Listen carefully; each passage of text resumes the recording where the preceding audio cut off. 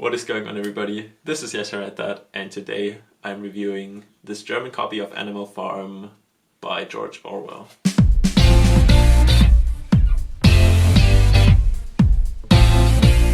Alright, Animal Farm.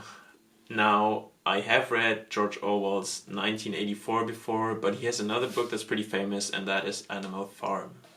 My overall impressions weren't really that good.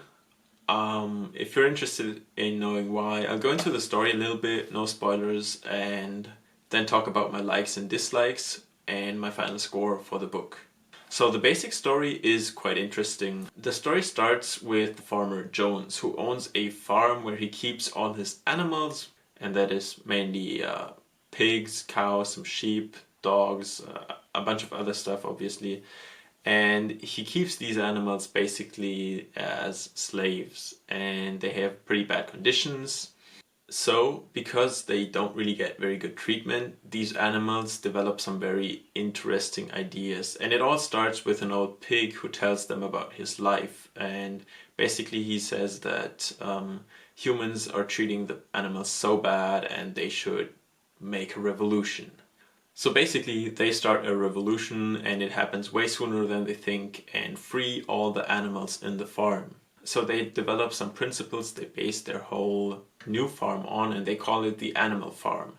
And the basic principle is that humans are bad and animals are good. And obviously in the beginning everything works out pretty cool. They have these catchy sayings, they have a list of standards, they have rules that they adhere to. But after a while everything goes south, because one of the pigs, who are the smart animals, well, basically pigs are the only animals who can really read and write, and they are the only smart animals, and the others are just kind of dumb, like from super dumb to they can memorize and read like a sentence or something. And eventually one of the pigs takes over the farm, and he chases away the other pig that was his rival basically. And from there on, everything takes a bad turn. And the pigs start ruling everything, they start getting richer and fatter while every other animal suffers. And, well, basically it's like the rich pigs who enslave every other animal. And I won't spoil how it ends, but I think you can kind of imagine. So let's start my review by talking about the likes. I actually really liked the initial concept of animals breaking free, creating their own farm, and you could see the perspective of some of the human farms around them saying that, it's not gonna work, all of the animals are gonna starve, and I thought the concept was interesting. The other thing that I enjoyed was that the analogy was quite good. So I think most people who want to read this book already know, but this is an analogy to the Russian Revolution in 1917, and apparently the pigs are also analogies to the leaders back then. And, well, it's a good analogy, I'll give you that, but it just doesn't really make for an interesting story.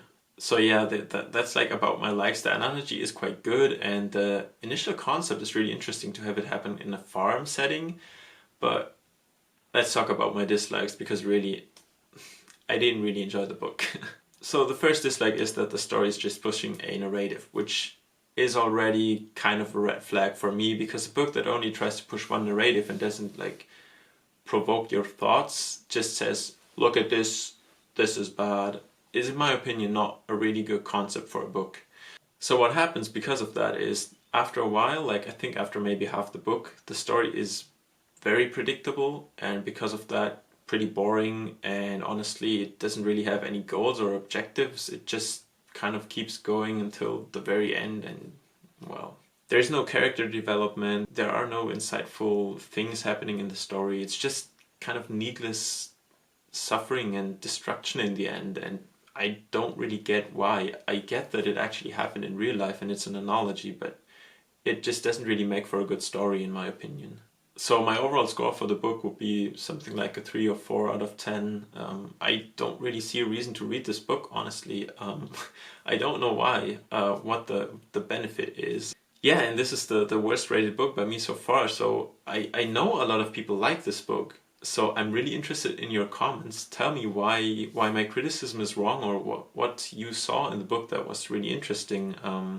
I mean, the book isn't really terrible, the writing isn't terrible, but I just don't see a point. And if you're interested in Orwell's book, I would stick to 1984 because that book was actually really good, and it was also thought-provoking in some ways, even though it was, well, it also just showed a very bad system example.